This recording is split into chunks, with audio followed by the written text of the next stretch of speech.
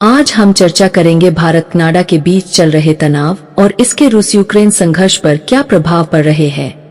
हाल ही में भारत और कनाडा के बीच खालिस्तान समर्थक हरदीप सिंह निज्जर की हत्या को लेकर कूटनीतिक संबंध और भी अधिक बिगड़ गए हैं। कनाडा ने भारत पर खुलकर आरोप लगाया और इसके बाद भारत ने भी अपने कड़े जवाब दिए। दोनों देशों ने एक दूसरे के कई राजनयिकों को वापस भेजने का आदेश दिया। इससे दोनों देशों के बीच संबंध और भी तनावपूर्ण हो गए हैं। इसके साथ ही भारत ने कनाडा द्वारा आयोजित एक महत्वपूर्ण यूक्रेन पीस समिट की मीटिंग्स में हिस्सा लेने से इनकार कर दिया। ये मीटिंग्स 25 अक्टूबर को टोरंटो में एनएसए लेवल पर और अक्टूबर के 30 से 31 को मॉन्ट्रियल में विदेश मंत्री लेवल पर होने वाली है।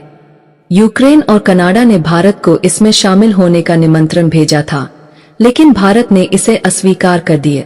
भारत का मानना है कि ऐसी मीटिंग्स में रूस की भागीदारी के बिना कोई सकारात्मक परिणाम नहीं निकल सकता। भारत ने अपने बयान में स्पष्ट कहा है कि जब तक रूस खुद इन मीटिंग्स में शामिल नहीं होगा, किसी भी प्रकार का पीस प्लान सफल नहीं हो सकता।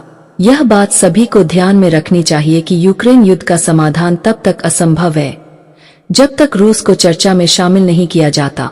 भारत के विदेश मंत्री एस जयशंकर ने भी इस मुद्दे पर स्पष्ट संकेत दिए।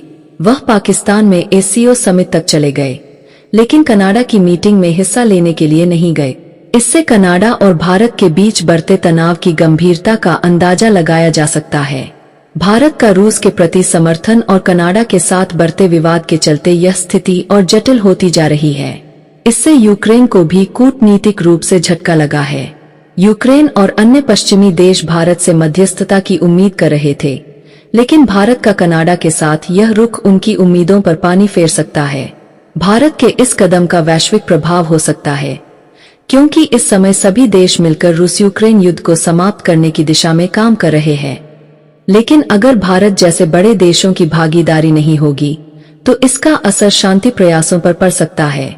भारत और कनाडा के बीच इस समय तनाव का माहौल है, लेकिन यह देखना दिलचस्प होगा कि आने वाले समय में इन कूटनीतिक मतभेदों का क्या परिणाम निकलता है। क्या यूक्रेन और रूस के बीच शांति वार्ता के लिए कोई रास्ता निकल पाएगा, या फिर भारत कनाडा के बीच की यह खाई और बढ़ती जाएगी।